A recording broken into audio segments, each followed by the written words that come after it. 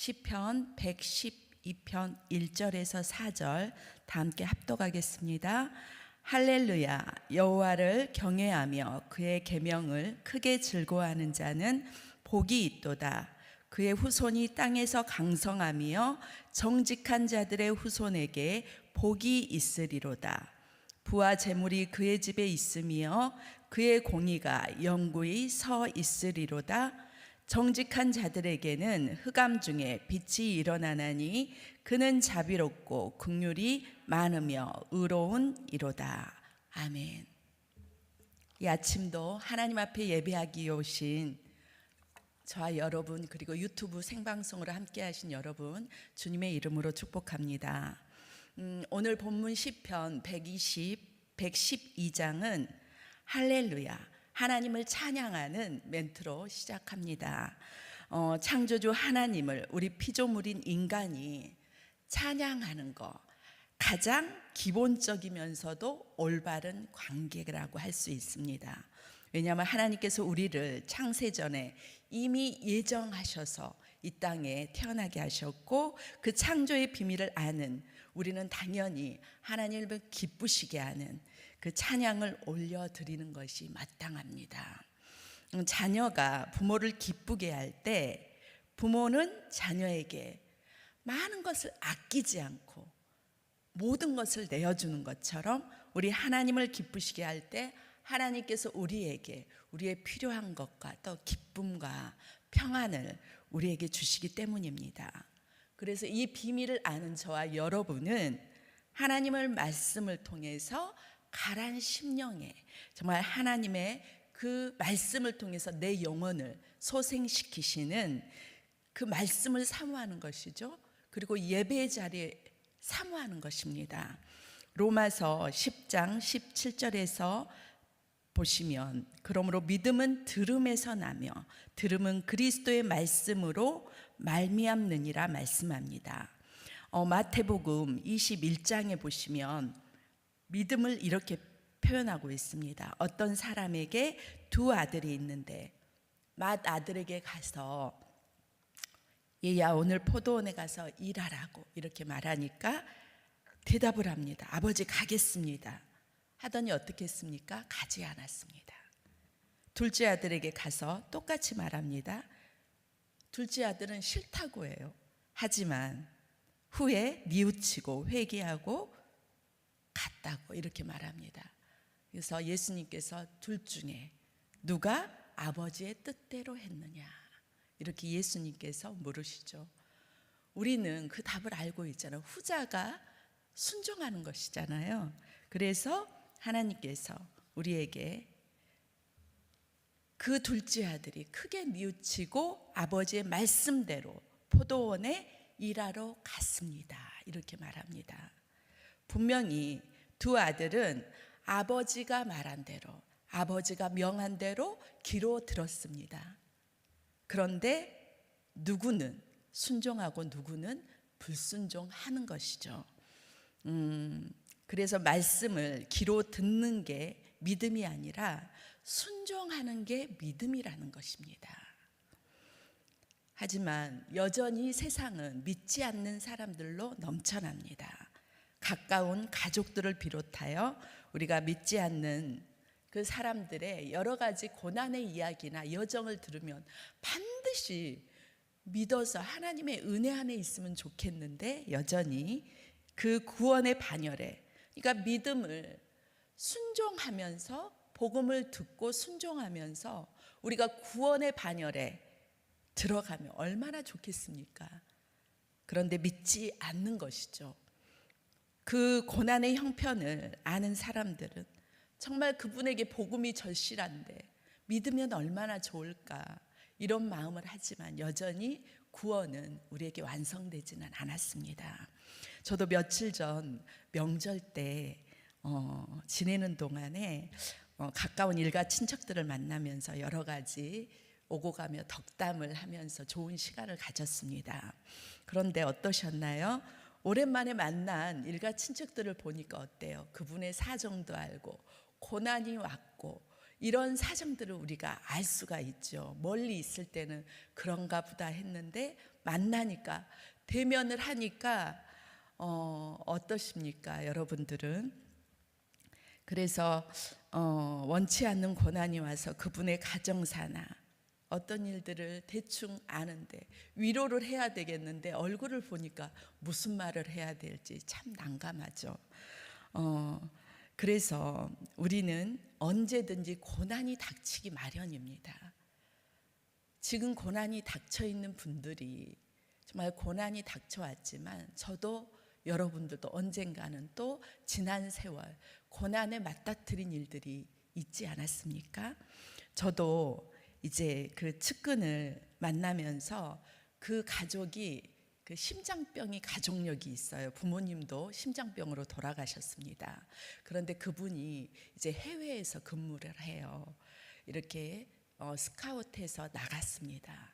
그러니까 그분의 일이 어느 정도 인정이 되니까 외국에서도 그를 원하는 것이죠. 그런데 외국에서 쓰러졌어요. 심장병으로. 그러니까 그분이 아버지가 심장병으로 돌아가셨는데 본인이 어렸을 때 그런 일들을 심장병인 줄 알고 심장에 그렇게 관심을 안 두셨나 봐요. 그런데 그곳에서 이렇게 쓰러졌는데 이제 조치를 해가지고 우리나라로 따지면 서울대학병원 같은 곳에서 이제 수술을 했다고 해요. 그래서 좋아지긴 했는데 비행기를 타는 게 이렇게 완치되지 않으면 금지가 돼 있다고 해요. 그만큼 고도에 올라갔을 때 심장이 그걸 이겨내지 못하는 사람들도 있기 때문에 이제 돌아와야 되는 것이죠, 그분이. 그래서 조기 퇴사를 했습니다. 그 병원비도 외국에는 그 건강보험료가 제대로 이렇게 되지 않아서 8,500만 원이 나왔다 그래요. 이제 그분은 회사에서 이렇게 조치를 해주셨는데 이제 조기 퇴사를 하고 나니까 너무 허망한 거예요. 젊은 나이에 아직 한참 일할 나이인데도. 그래서 같이 이렇게 식사를 하는데도 웃음꽃이 피고 즐거운데도 알게 모르게 그늘이 있는 것이죠. 어떤 위로를 해야 하나, 어떻게 웃어야 하나, 참 그런 시간을 가졌습니다.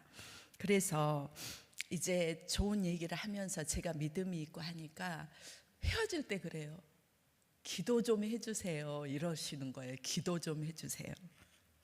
우리가 평상시 자주 쓰는 말인데도 제게는 그 말이 너무 슬프게 들리는 거예요. 여운이 지금도 있어요. 그분의 그 쓸쓸한 표정이. 왜냐하면 저와 여러분은 구원받은 하나님의 자녀의 영역에 들어와 있으니까 우리 하나님을 찬양하며 할렐루야 주님 안에서 축복의 언어들을 사용할 수가 있지요. 그런 특권이 우리에게는 있는 것이죠. 그래서 너무 감사한 것입니다. 하지만 그분은 아직 기도할 수 없잖아요. 물론 무심코 기도는 하겠죠. 하지만 기도의 훈련이 되어 있지 않을 때 정말 기도를 어떻게 해야 될지 얼마나 힘들겠습니까? 그래서 이 일을 통해서 저는 그분이 하나님께로 나와서 정말 구원받고 이 땅에서 하나님께 마음껏 기도하며 찬양할 수 있는 그런 분이 되기를 소망했습니다. 그래서 이 축복의 복음을 다 말하고 싶지만 때를 기다리며 우리는 복음을 전해야 되고 또 무시로 기도를 해야 되는 것이죠. 그래서 그분의 이야기가, 그분은 정말 스펙도 좋고 또 직장에서도 인정받았었고 제가 한참 고난 받았을 때는 그분은 부러울 것이 없었어요. 가정적으로도 정말 행복해 보였고 저는 그때 눈물을 흘리면서 한참 고난에 있었던 그런 시절이었거든요. 저의 우리 아이들 어렸을 때는. 근데 이제 아이들이 다 장성한 다음에 이런 일들이 한 20년 만에 일어난 일이니까 하나님 앞에서 우리가 언제 어느 때 고난의 시절이 오게 될지 우리는 아무도 모르지만 하나님께서는 그 고난을 통해서 구원을 이루시고 또한 하나님께서 축복의 길로 인도하실 줄 믿습니다. 그래서 우리 인간사 논리가 아닐지 뭐 어떤 일들이 그 사람에게만 적용되는 게 아닐지라도 우리는 고난을 어떻게 보면 합리화할 때가 있어요. 제가 기도를 왜 못했을까요? 그때는 이랬습니다. 그게 하나님 앞에서는 합리화죠. 우리가 빨리 순종했을 때, 복음을 듣고 빨리 순종하면 그게 복이 되는데 우리는 어떨 때는 그렇게 억울하다며 우리가 삶을 한탄하면서 이렇게 보낼 때가 있습니다. 우리가 시편 37편 24편에 보니까 그는 넘어지나 아주 엎드러지지 아니함은 여호와께서 그의 손으로 붙드심이로다, 이렇게 말씀합니다. 제가 한참 고난받을 때 아무런 소망이 없다고 생각할 때 이 말씀을 붙들고 제가 소망이 생겼거든요. 하나님께서 나의 손을 붙든다고, 난 이미 아예 아무런 소망이 없는데 하나님께서 나를 붙들어 주신다고, 이러면서 제가 내 영혼이 소생하는 것을 느꼈습니다. 그래서 우리가 오늘 말씀 제목이 흑암 중에 빛이 일어나나니입니다. 우리가 찬양 중에 이런 찬양이 있잖아요. 너 예수께 조용히 나가 내 모든 짐 내려놓고 주 십자가 사랑을 믿어 죄 사함을 너 받으라. 또 2절에서는 주 예수의 은혜를 입어 내 슬픔이 없어지리. 내 이웃을 늘 사랑하여 너 받은 것 거저주라. 또 3절에 주 예수를 친구로 삼아 늘 내 옆에 모시어라. 그 영원한 생명 샘물에 내 마른 목 축이어라.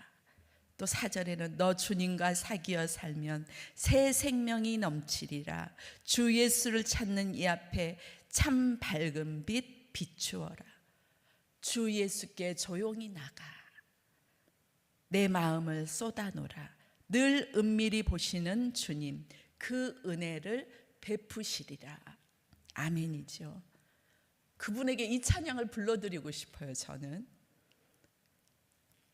오늘 본문 하나님을 찬양하는 할렐루야라고 부르는 사람들은 어떤 자들입니까? 오늘 1절 상반절에 보니까 여호와를 경외하는 자라고 합니다. 그런 분은 성전을 사모합니다. 경외한다는 것은 하나님을 두렵고 떨림으로 나오는 것입니다. 그분께 조용히 나와서 그분을 경외하는 것입니다. 두렵고 떨림으로. 그리고 두 번째는 우리가 할렐루야라고 찬양하고 부를 수 있는 자들은 그의 계명을 즐거워하는 자라고 말씀합니다.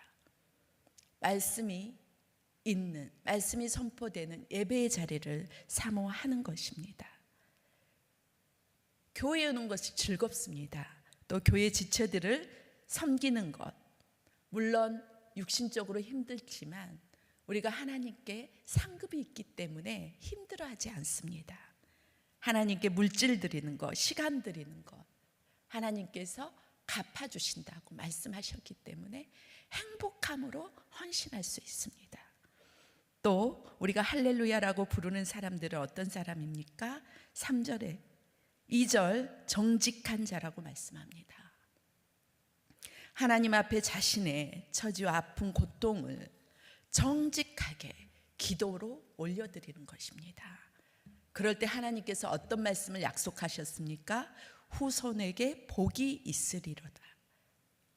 저도 단언컨대 선포합니다. 기도하면 우리의 자손들에게 복이 임한다는 거 아멘이지요. 믿으시길 바랍니다. 반드시 하나님께서 지금은 아닐지라도, 지금은 더딜지라도 반드시 하나님께서 복이 되게 하실 줄을 믿으시길 바랍니다. 그래서 항상 기도하면서 놓지 않는 것, 하나님 1000배까지 복을 받게 하여 주시옵소서. 이건 안 빠지는 거예요. 우리의 후손들이, 내가 이 땅에서 죽고 나서도 우리의 후손들이 복을 받는 것, 그게 우리의 임무인 것입니다. 또 우리 민족의 후손들이 복을 받는 것, 우리가 이 땅에 살아가는 이유인 것이죠. 그래서 우리가 세상은 그분이 이렇게 얘기하면서 그런 얘기를 했습니다. 자기가 이제 여러 사람들을 만나면서 이번에 들은 얘기가 그거였다 그래요. 너무 착하고 정직하게만 살아서는 지금 시대는 살아갈 수가 없다는 그런 얘기를 들었다는 거예요. 너무 착해서. 그래서 그분이 이런 얘기를 했습니다. 자기하고 같은 레벨에 있는 사람들이 다 돈 벌었다는 거예요. 다 복을 받았다는 거예요. 그런데 어떤 지인이 너무 착하게 사니까, 정직하게만 사니까 복을 못 받았다고 이런 얘기를 하는데 마음이 너무 아프더라고요. 그 마음을 가지고 하나님 앞에 나왔으면 하나님께서 이렇게 말씀해서 약속을 해주시잖아요. 세상은 그런 사람을 짓밟을지라도, 그런 사람을 무시할지라도, 힘이 있고 강한 자가 강성할지라도 우리 하나님은 공의롭게 심판하신다고 오늘 말씀에서도 이야기하고 있습니다. 그래서 우리는 하나님을 경외하고 말씀을 즐거워하면서 정직하게 하나님께 아뢰면 이 땅의 모든 일들을 우리가 기도로 하나님께 일러 바칠 수 있잖아요. 나의 연약함과 우리의 자녀들의 그 연약함, 또 우리의 가족들의 그 선한 마음 하나님께 다 올려드릴 수 있잖아요. 그래서 저는 이번 명절이 기쁨이 있었지만 쓸쓸한 그런 명절을 보냈어요. 그분이 너무 안타까워서. 아마 저뿐만이 아니고 우리 교우들도 그런 생각을 하면서 지냈으리라 봅니다. 그래서 우리는 어느 때보다 정말 가족들을 축복하면서 그 구원에 이를 수 있는 그런 일들이 가정들마다, 우리 후손들마다 일어나기를 바랍니다. 오늘 이제 말씀을 마치겠습니다. 오늘 저는 이 말씀을 다시 한번 읽고 말씀을 마치는 시간을 갖겠습니다. 우리가 1절부터 4절까지 함께 합독하고 말씀을 마치겠습니다. 시작. 할렐루야. 여호와를 경외하며 그의 계명을 크게 즐거워하는 자는 복이 있도다. 그의 후손이 땅에서 강성하며 정직한 자들의 후손에게 복이 있으리로다. 부와 재물이 그의 집에 있으며 그의 공의가 영구히 서 있으리로다. 정직한 자들에게는 흑암 중에 빛이 일어나나니 그는 자비롭고 긍휼이 많으며 의로운 이로다. 아멘. 존귀하신 하나님 아버지,